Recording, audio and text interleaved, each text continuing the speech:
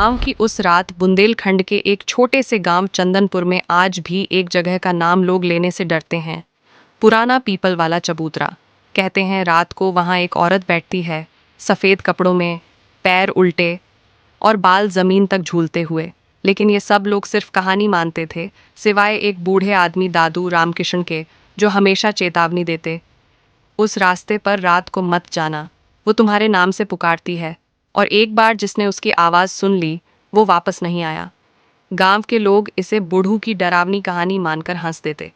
लेकिन कहानी तब शुरू हुई जब 14 साल का नीरज अपने दोस्त विक्की को रात में चैलेंज देने निकल पड़ा। रात के 11:40 पर हुई। पूरा गांव सो चुका था।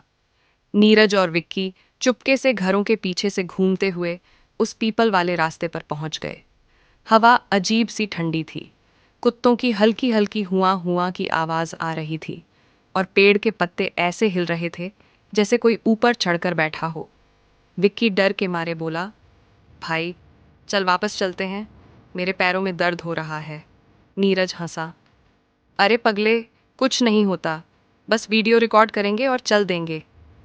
जैसे ही दोनों पेड़ के पास पहुंचे, मोबाइल में अचानक नेटवर्क चला गया और टॉर्च अपने आप बंद हो गई।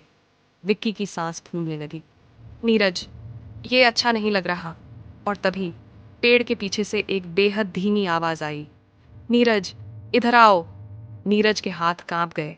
विक्की रो पड़ा, भाई नाम लेकर क्यों बुला रही है? नीरज चिल्लाया, कौन है, बाहर आओ। अचानक पेड़ के नीचे बैठी उल्टे पैर और डर चांद की हल्की रोशनी में दोनों ने देखा कि वो औरत सफेद साड़ी में थी। उसके पैर उल्टे थे और चेहरा चेहरा दिखाई ही नहीं दे रहा था, क्योंकि उसके लंबे बाल जमीन को छू रहे थे। औरत ने गर्दन उठाई, धीरे धीरे उसके होठों से खून टपकता हुआ दिखा और वो बोली, नीरज मेरे साथ आओ, तुम्हें कुछ दिखाना है। विक्की चीखा, भाग। दोनों जान बचाकर दौड़े, लेकिन रास्ता जैसे खत्म ही नहीं हो रहा था। हर मोड़ पर बस पेड़ों की परछाइयाँ और पीछे से आती उसी औरत की पुकार, रुको, तुम तो मेरे थे। घर में भी पीछा किसी तरह नीरज घर पहुंचा और दरवाज़ा बंद करके गिर पड़ा। सांसें तेज, दिल तेज। लेकिन असली डर तो अब शुरू हुआ। उस रात उसे नींद नहीं आई। कभी लगता कोई खिड़की पर खड़ा है, कभी लगता कोई नाम पुकार रहा है। सुबह माँ ने पूछा, बेटा चेहरे पर ये निशान कैसे? नीरज ने देखा, उसकी गर्दन पर लाल उंगलियों के निशान थे, जैसे किसी ने कसकर पकड़ने की कोशिश की हो। उसी समय बाहर से हल्ला मचा। गांव वाले चिल्ला रहे थे कि विक्की गायब है, उसे रात से किसी ने नहीं देखा था। विक्की की तलाश पुलिस आई, लोग इकट्ठा हुए, पर कोई सुराग नहीं मिला। दादू रामकिशन वहीं पहुंचकर बोले, मैंने पहले ही कहा था, उस पेड़ की परछाई में मत जाना। नीरज डर से कांप रहा था।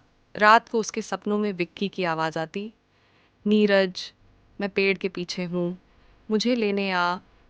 तीसरी रात नीरज से रहा नहीं गया। वो अकेले ही फिर उस जगह चला गया।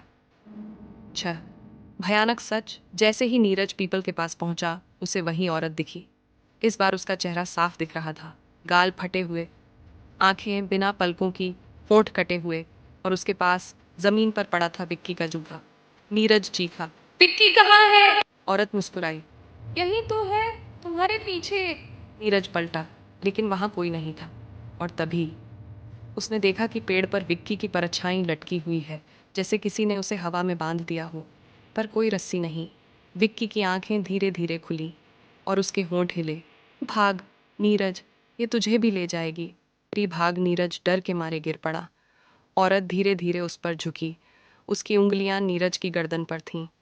अचानक घंटा बजने की आवाज़ है। गांव में सुबह की आरती शुरू हुई थी। औरत चीखी, हवा का झोंका आया और वो धुएं की तरह गायब हो गई। गांव वाले आवाज़ सुनकर दौड़े